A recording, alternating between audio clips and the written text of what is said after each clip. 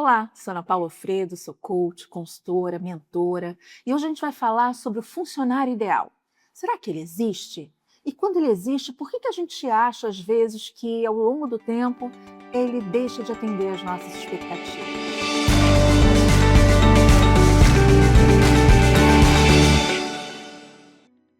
Nas muitas conversas que eu tenho com líderes, executivos durante o meu trabalho, eles sempre falam que precisam de mais pessoas ou de pessoas melhores.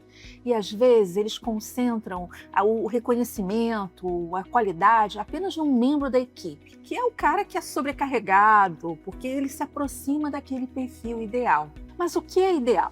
Existem várias formas de descrever o ideal. Uma forma comum é procurar alguém que é a sua imagem e semelhança, um espelho. E aí você parece que conhece melhor, você já sabe como é que essa pessoa vai reagir. Mas isso nem sempre funciona, porque essa pessoa também vai ter falhas. E nem sempre você olhar isso no outro vai fazer você ser compreensivo com essa pessoa como você é com você mesmo. Ainda há aquelas pessoas que fazem uma lista inatingível e completamente desalinhada com o perfil do cargo. Eu lembro de uma história interessante quando eu estava trabalhando com educação profissional, e aí eu estava conversando com uma rede hoteleira, buscando camareiras para uma posição assim, super de entrada nesse negócio, né? Quando a gente estava pensando em reformular os cursos, aí eu perguntei, o que vocês estão buscando nesses profissionais? A resposta foi, ótima aparência, que falem inglês e espanhol, que tenham senso de urgência, que sejam comprometidas com o trabalho, que estejam disponíveis para escalas diferenciadas durante os turnos, fim de semana, feriado, e vai lá, né? Um monte de outras coisas. Aí eu brinquei, vocês estão procurando a Jennifer Lopez daquele filme, né? Mas ela não vai estar disponível, o salário vai ser meio alto. E é meio assim, a gente idealiza, a gente pega um perfil aí de super-homem ou de Mulher Maravilha e a gente não mantém a coerência nem com o nível de desafio, nem com a remuneração. E não é difícil, né? A gente perceber que isso é só uma expressão de desejo, não tem nada de realidade aí. E aí a facilidade de frustrar essa expectativa é muito grande. Eu já encontrei vários perfis contraditórios ao longo da minha jornada. Às vezes, o perfil é direcionado pela experiência anterior, pelo funcionário anterior, né? Se trabalhou com alguém falante, eles querem alguém calado.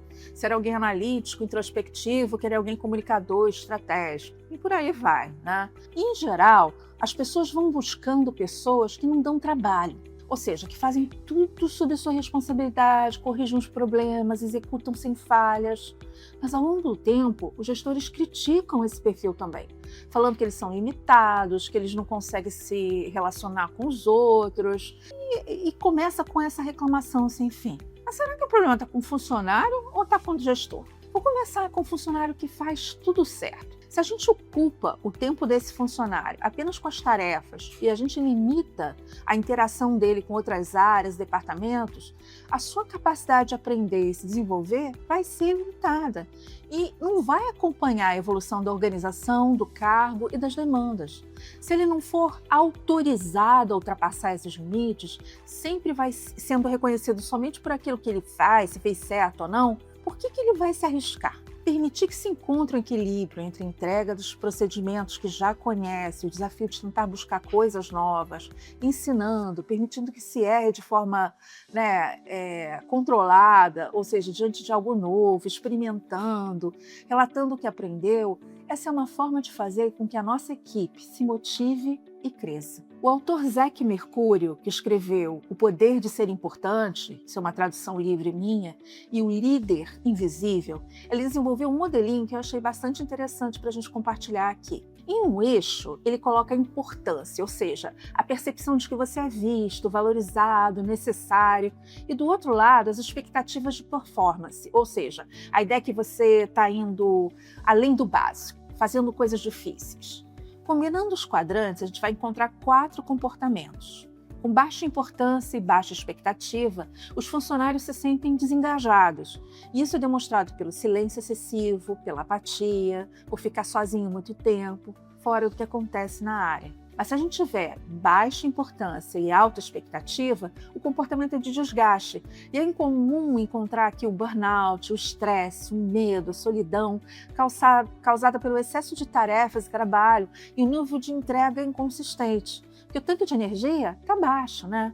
Agora, se a gente vai para alta importância, com Alta importância e baixo desafio. Essas pessoas estão confortáveis, elas estão seguras, mas meio estagnadas, sem perceber nenhuma evolução. Isso não é sustentável, né? Porque a pessoa vai se sentindo negligenciada e vão migrando para esse perfil desengajado. Agora, quando você vai para a combinação entre alta importância e alta expectativa, aqui sim, o funcionário se sente energizado.